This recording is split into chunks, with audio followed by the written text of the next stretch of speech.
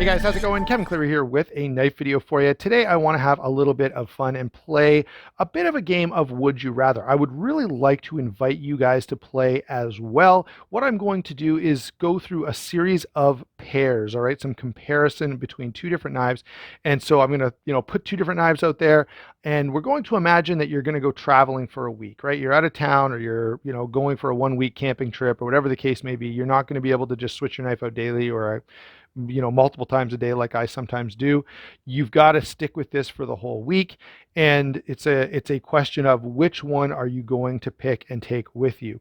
So let's get this out of the way and start getting into the pairs. And again, I really would invite you to play along down in the comments below. Agree with me, disagree with me, I'd love to hear it all.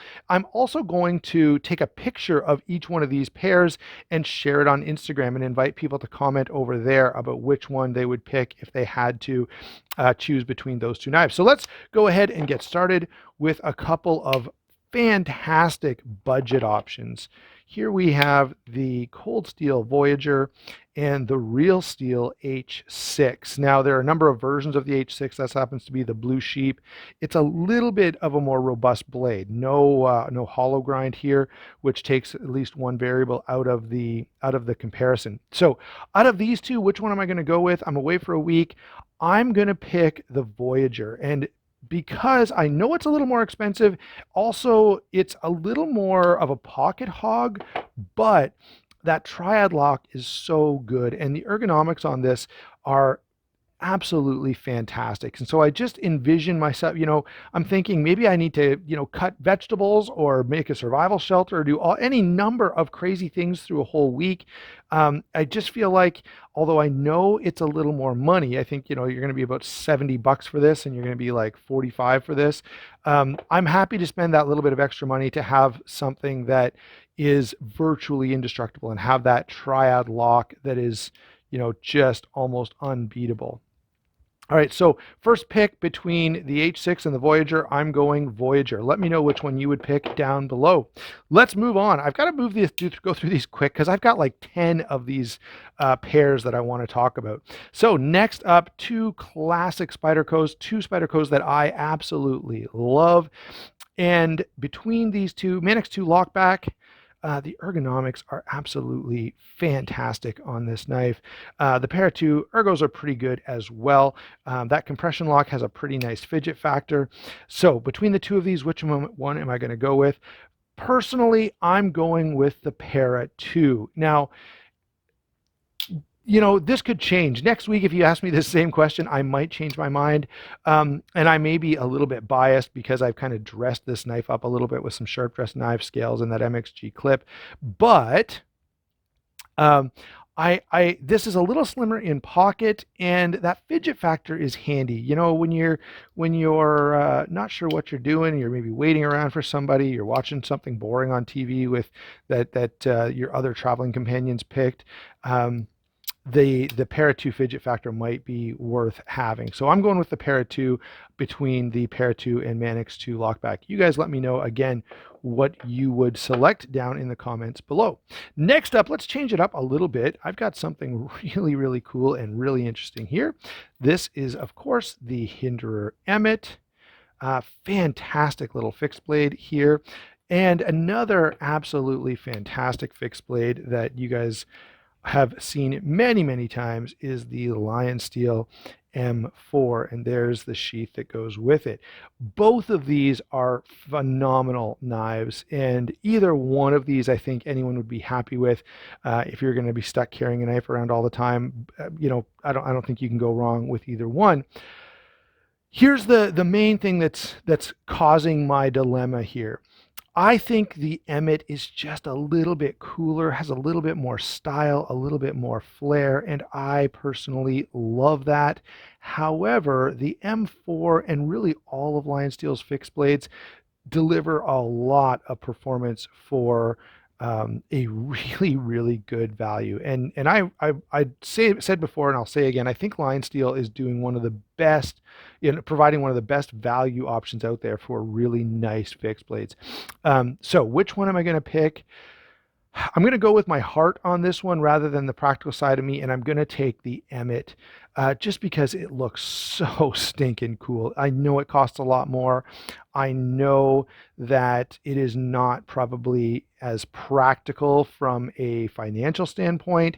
It definitely isn't as practical from a financial standpoint. However, I got to go a whole week. I want a knife that just has a little bit of pizzazz, that just, is a little more striking and intriguing to me. So let's carry on from there. And again, I would love to have you guys disagree with me down below. You're more than welcome to do that, and that's kind of the whole point of this video. All right, let's grab another pairing. These two are going to be a little bit different. I have here the Spyderco Amalgam and the Cold Steel 8010. I love both of these knives. They are both right in my wheelhouse in terms of size, in terms of function, performance. Out of the two of these, in terms of which one I would take if I was going to be gone for a week, sorry guys, I've got to pick the 8010. The Amalgam is a little slimmer to carry, and so perhaps if it was a really hot, if it was the middle of summer, this one might be the winner just because you're wearing lighter clothes. But this is the early Feb. This is like the first or second, no, the end of January. I think we're near the end of January when I'm filming this, but it's almost February, so it's cold. Everyone's wearing, multiple layers and big hulking outfits. So a little extra weight in the pocket is not a big deal. I also, this knife happens to be from the mind of one of my favorite designers, Andrew Demko, and it's also just such a, it's comfortable. I love the blade. I love the ergonomics. There are so many things that I, absolutely love about this knife, that between this and the Amalgam, the triad lock doesn't help either. The triad lock helps as well, I should say. And a couple little issues that I have with the Amalgam, the detent and the flipping action also, alter its place on the list. Now, since we have hit a few of the higher price knives, let's go back to a value comparison. And I think this is a comparison that many of you may have made as well. Here we have the CGRB SCoria and Feldspar. I'm fairly comfortable suggesting to you right now that of all the stuff that CGRB has out there, these are far and away their most interesting, intriguing models. And if I had to pick between them for a whole week of carry, that would be a really, really tough decision. The detent on both of them is excellent. The ergonomics is excellent. Boy, I guess I would probably have to go with the Feldspar on this. Couple of qualifications though that I'd have to make. Again, I think it's got to be, the SCoria is a little lighter, slimmer, and so if this was summer, I'd probably be making a different call. Also, the D2 versus the RPM 9. I like the RPM 9 for stainlessness. Again, summer, I would be going with this one. Winter, I feel a little more confident with this because it's a little bigger. I feel a little more confidence in this knife and its construction and its blade shape. But again, if rust were an issue, I'd probably be leaning heavily in that direction. But in the middle of winter, when the air is so dry like it is, I think we can go that way. Let's see, what is next? Let's do the exact opposite. So those were a couple of budget options. Let's go with the classics. When I first got into knives, this was the discussion, which is superior, the Chris Reeve knives or the, well, at that time it was the Sebenza or the XM18. This happens to be an Incosi compared to an XM18, certainly a little tougher, a little more heavily built than the Sebenza. What do we do with this? Okay, so guys, I love this knife. I especially love the changes that I made through Sharp Dress Knives. Really, really cool. But I am picking the Incosi on this for a couple of reasons. One, very slim, very lightweight, very easy to carry. I know that's not consistent with some of what I said before, but I also feel like, I'm I'm not losing anything by going to this. I feel like this is just as tough, just as capable, just as reliable as this. It's just a little bit slimmer and a little more comfortable in pocket. So if I'm going to be carrying this thing around for the whole week, I would like that extra little bit of comfort. All right, let's grab two EDC giants here. These are two knives that I have called, nearly perfect everyday carry knives. The cold steel American Lawman compared to the mass drop Ferrum Forge Crux.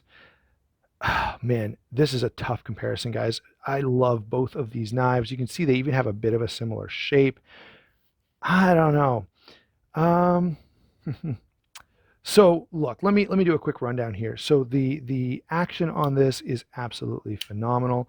The feel in hand is just a little bit less.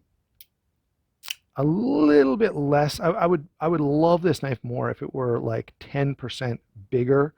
Moving over to the American Lawman, it's a little more hand filling. I've got a little more room in that front choil. And the triad lock as well. I think if I'm going away for a week, I'm going with the American Lawman.